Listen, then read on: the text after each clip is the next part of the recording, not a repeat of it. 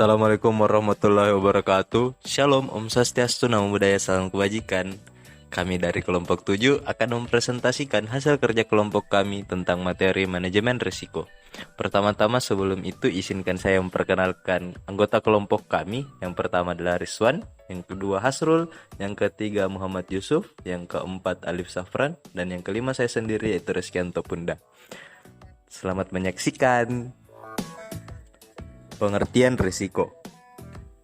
Menurut Otoritas Jasa Keuangan, risiko adalah potensi kerugian akibat terjadinya suatu peristiwa tertentu. Menurut Arthur J. Cohn, risiko adalah prospek suatu hasil yang tidak disukai atau operasional sebagai deviasi standar. Menurut Countur, risiko merupakan suatu keadaan yang tidak pasti yang dihadapi seseorang atau perusahaan yang dapat memberikan dampak merugikan. Menurut Herman Darmawi, risiko adalah penyebaran atau penyimpangan hasil aktual dari hasil yang diharapkan. Jadi dapat disimpulkan bahwa risiko adalah potensi kerugian akibat terjadinya suatu peristiwa tertentu. Maksudnya, suatu kemungkinan akan terjadinya hasil yang tidak diinginkan yang dapat menimbulkan kerugian apabila tidak diantisipasi serta tidak dikelola semestinya. Prinsip-prinsip manajemen risiko. Pertama, risiko ada di mana-mana. Risiko adalah ancaman dan peluang. Risiko merupakan kombinasi dari bahaya dan peluang. Tidak semua risiko diciptakan sama. Risiko bisa diukur. Manajemen atau penilaian risiko yang baik harus mengarah pada keputusan yang lebih baik. Kunci manajemen risiko yang baik adalah berhubungan dengan risiko yang harus dihindari, risiko yang harus diambil, dan risiko yang harus dieksploitasi. Hasil dari manajemen risiko yang lebih baik adalah nilai yang lebih tinggi. Manajemen risiko adalah bagian dari pekerjaan setiap orang. Organisasi pengambil risiko yang sukses tidak sampai di sana secara kebetulan. Risiko dan imbal hasil. Menurut Hanafi 2009, pandangan baru mengatakan bahwa hubungan risiko dengan imbal hasil tidak bersifat linear, tetapi non-linear. Jika perusahaan meningkatkan dan mengelola risiko secara optimal, imbal hasil yang didapat akan lebih besar dan optimal pula. Jika seorang direktur utama hanya tinggal di kediamannya saja, maka dia bisa menghindari banyak risiko seperti kecelakaan dan lain-lain, tetapi dia juga tidak mendapatkan apa-apa. Namun jika perusahaan meningkatkan dan mengelola risiko secara optimal, imbal hasil yang didapat akan lebih besar dan optimal pula. Risiko dan ketidakpastian. Risiko datang karena adanya kondisi ketidakpastian. Perbedaan antara risiko dengan ketidakpastian yaitu sebagai berikut. Risiko kuantitatif menggunakan ukuran empiris. Ketidakpastian jenis subjek yang tidak kuantitatif. Risiko dapat mengukur kemungkinan nilai suatu kejadian dengan fluktuasinya. Ketidakpastian tidak dapat mengukur fluktuasi dengan probabilitas. Risiko ada data pendukung mengenai kemungkinan kejadian. Ketidakpastian tidak ada data pendukung mengukur kemungkinan kejadian. Klasifikasi risiko. Risiko pada dasarnya dapat dikelompokkan dalam dua tipe, yaitu risiko murni. Risiko murni adalah risiko yang hanya mengandung satu kemungkinan saja, yaitu kemungkinan rugi. Kemudian yang kedua yaitu risiko spekulatif, adalah risiko yang mengandung dua kemungkinan, kemungkinan yang menguntungkan atau kemungkinan yang merugikan. Risiko ini biasanya berkaitan dengan risiko usaha atau bisnis. Risiko yang harus dikelola untuk setiap usaha di Indonesia ada 9 risiko, yaitu yang pertama risiko bisnis, kedua risiko strategis, Ketiga, risiko operasional. 4. Risiko hukum. 5. Risiko kepatuhan. 6. Risiko reputasi. 7. Risiko likuiditas. 8. Risiko pasar. Dan yang ke-9 yaitu risiko kredit. Pengertian manajemen risiko. Menurut Otoritas Jasa Keuangan 2016, manajemen risiko adalah serangkaian metodologi dan prosedur yang digunakan untuk mengidentifikasi, mengukur, memantau, dan mengendalikan risiko yang timbul dari seluruh kegiatan usaha. Menurut LAM 2007, manajemen risiko korporasi atau Enterprise Risk Management atau disingkat IRM adalah kerangka kerja yang komprehensif dan integratif untuk mengelola risiko kredit, risiko pasar, risiko operasional, modal ekonomi, dan transfer risiko dalam upaya memaksimalkan nilai perusahaan.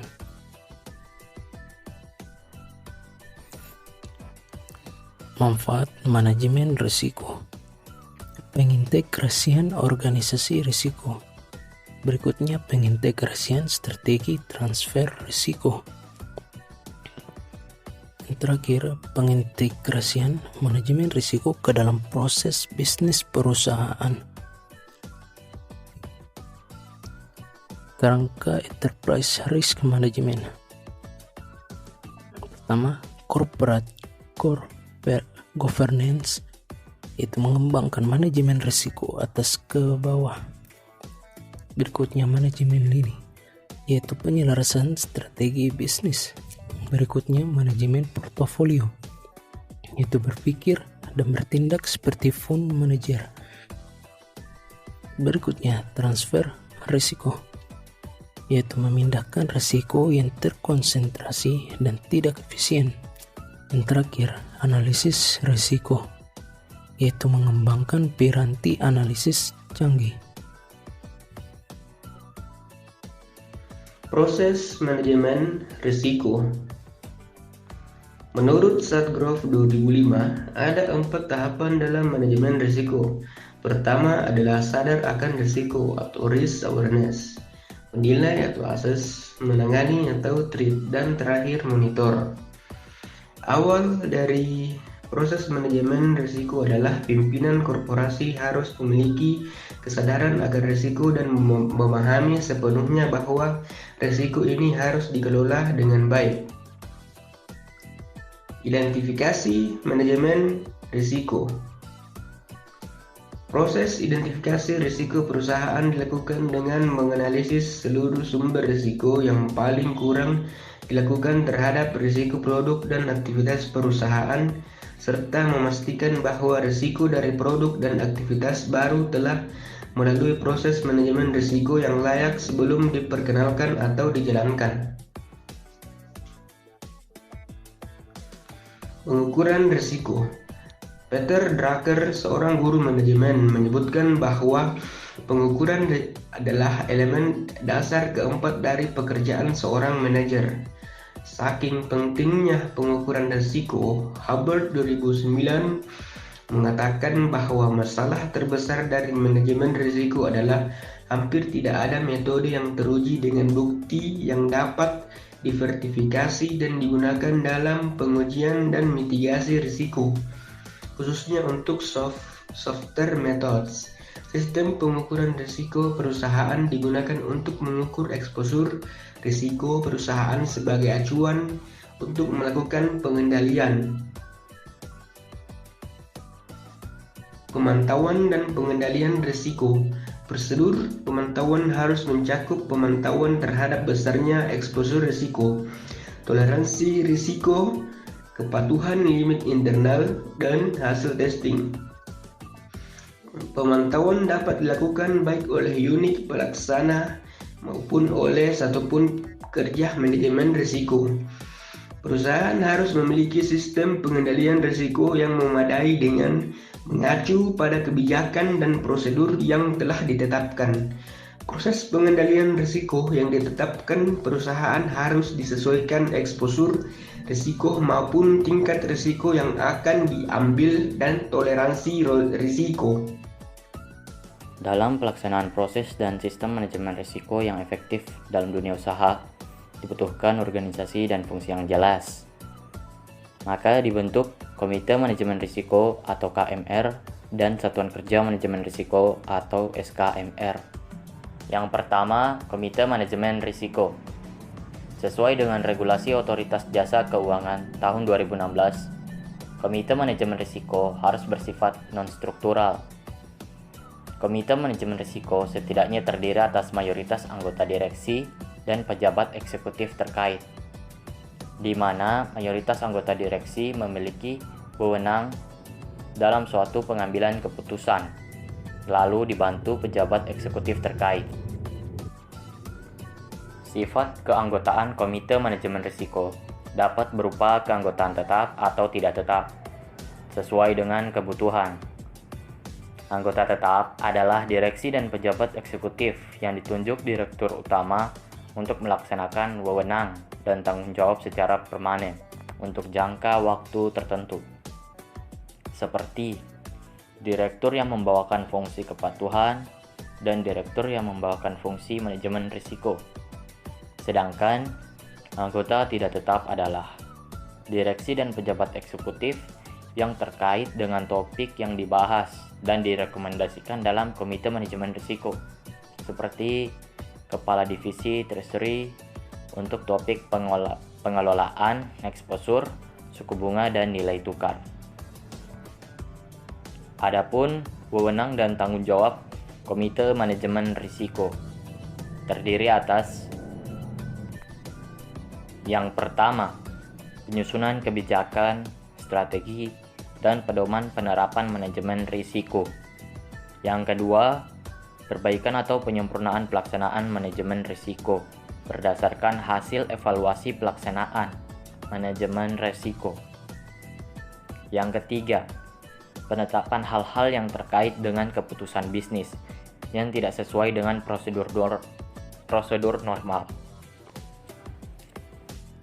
Satuan Kerja Manajemen Risiko atau SKMR merupakan bagian dari struktur organisasi yang bersifat struktural. Struktur organisasi Satuan Kerja Manajemen Risiko harus disesuaikan dengan ukuran dan kompleksitas usaha perusahaan, serta risiko yang melekat pada perusahaan. Hal ini dimaksudkan agar perusahaan dapat menentukan sendiri struktur organisasi yang tepat dan sesuai dengan kondisi, termasuk kemampuan keuangan dan sumber daya manusia. Satuan Kerja Manajemen Risiko harus independen terhadap Satuan Kerja Operasional atau Risk Taking Unit dan terhadap Satuan Kerja yang melaksanakan fungsi pengendalian intern. Adapun wewenang dan tanggung jawab SKMR meliputi: yang pertama, pemantauan pelaksanaan strategi manajemen risiko yang telah disetujui oleh direksi. Yang kedua, pemantauan posisi risiko secara keseluruhan atau composite, perjenis risiko atau perjenis aktivitas fungsional, serta melakukan stress testing, di mana stress testing dilakukan guna mengetahui dampak dari implementasi kebijakan dan strategi manajemen risiko terhadap kinerja dan pendapatan masing-masing satuan kerja operasional atau aktivitas fungsional perusahaan. Yang ketiga, kaji ulang secara berkala terhadap proses manajemen risiko. Lalu yang keempat, pengkajian usulan aktivitas atau produk baru. Selanjutnya yang kelima, evaluasi terhadap akurasi model dan validitas data yang digunakan untuk mengukur risiko bagi perusahaan yang menggunakan model untuk keperluan intern. Yang keenam, memberikan rekomendasi kepada satuan kerja operasional atau risk taking unit kepada KMR sesuai kewenangan yang dimilikinya. Dan yang terakhir, menyusun dan menyampaikan laporan, profil atau komposisi risiko secara berkala kepada direktur utama atau direktur yang ditugaskan secara khusus dan KMR. Adapun hubungan satuan kerja operasional dengan SKMR. Satuan kerja operasional atau risk taking unit wajib menginformasikan exposure risiko yang melekat pada satuan kerja yang bersangkutan kepada SKMR secara berkala. Frekuensi penyampaian informasi exposure risiko disesuaikan dengan karakter jenis risiko, termasuk dalam satuan kerja operasional atau risk taking unit. Antara lain adalah satuan kerja perkreditan, treasury, dan pendanaan ataupun bagian-bagian lain di sebuah korporasi. Jadi, bila ada exposure yang mempengaruhi bisnis di sebuah korporasi, harus disampaikan secara berkala, baik bulanan, tribulanan, atau sesuai dengan profil risiko dan kompleksitas korporasi.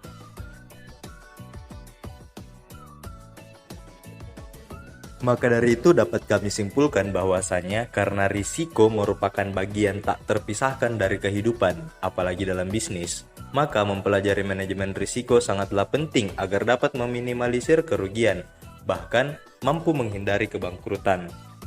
Mungkin hanya itu yang dapat kelompok kami presentasikan. Kami berharap bahwasanya apa yang kami paparkan dapat bisa diterima dengan baik dan dapat dimengerti, dan juga agar kiranya materi ini dapat bernilai ibadah bagi kami membagikan tentang apa itu manajemen risiko. Kurang dan lebihnya mohon dimaafkan. Wassalamualaikum warahmatullahi wabarakatuh. Terima kasih.